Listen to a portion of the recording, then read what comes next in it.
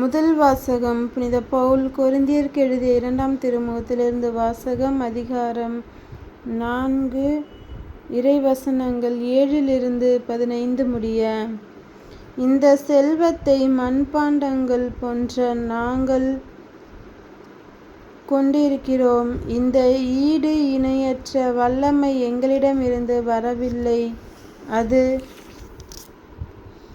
கடவுளுக்கே உரியது என்பது இதிலிருந்து விளங்குகிறது. நாங்கள் எல்லா சூழ்நிலைகளிலும் இன்னலுற்றாலும் மனம் உடைந்து போவதில்லை, குழப்பமுற்றாலும் நம்பிக்கை இழப்பதில்லை, துன்புறுத்தப்பட்டாலும் கைவிடப்படுவதில்லை, வீழ்த்தப்பட்டாலும் அழிந்து போவதில்லை. இயேசுவின் வாழ்வே எங்கள் உடலில் வெளிப்படுமாறு நாங்கள் எங்கு சென்றாலும் அவருடைய சாவுக்குரிய துன்பங்களை எங்கள் உடலில் சுமந்து செல்கிறோம். இயேசுவின் வாழ்வு சாவுக்குரிய எங்கள் உடலில் வெளிப்படுமாறு உயிரோடு இருக்கும் போதே நாங்கள் அவரை முன்னிட்டு எந்நேரமும் சாவின் வாயிலில் நின்று கொண்டிருக்கிறோம். சாவின் ஆற்றல் எங்களிலும் வாழ்வின் ஆற்றல் உங்களிலும் வெளிப்படுகிறது. நான் கடவுள் மீது நம்பிக்கையோடு இருந்தேன், ஆகவே பேசினேன் என்று மறைநூலில் எழுதியுள்ளது. அதற்கொப்ப நம்பிக்கை மனப்பான்மை கொண்டுள்ள நாங்களும் நம்புகிறோம், ஆகவே பேசுகிறோம். ஆண்டவர் இயேசுவை உயிர்த்தெழச் செய்த கடவுளே எங்களையும் அவரோடு உயிர்த்தெழச் செய்து அவர் திருமுன் நிறுத்துவார், உங்களையும் அவ்வாறே நிறுத்துவார் என்பது எங்களுக்கு தெரியும். இவை அனைத்தும் உங்கள் நன்மைக்கே நிகழ்கின்றன.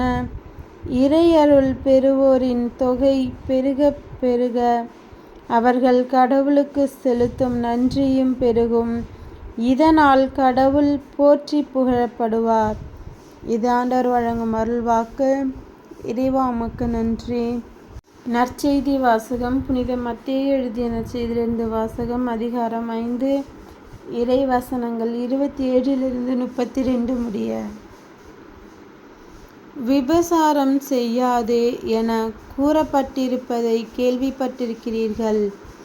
ஆனால் நான் உங்களுக்கு சொல்கிறேன், ஒரு பெண்ணை இச்சையுடன் நோக்கும் எவரும் தம் உள்ளத்தால் ஏற்கனவே அப்பெண்ணோடு விபசாரம் செய்தாயிற்று. உங்கள் வலக்கண் உங்களை பாவத்தில் விழச் செய்தால் அதை பிடுங்கி எறிந்து விடுங்கள். உங்கள் உடல் முழுவதும் நரகத்தில் எறியப்படுவதை விட உங்கள் உறுப்புகளில் ஒன்றை நீங்கள் இழப்பதே நல்லது. உங்கள் வலக்கை உங்களை பாவத்தில் விழச் செய்தால் அதையும் உங்களிடமிருந்து வெட்டி எறிந்து விடுங்கள்.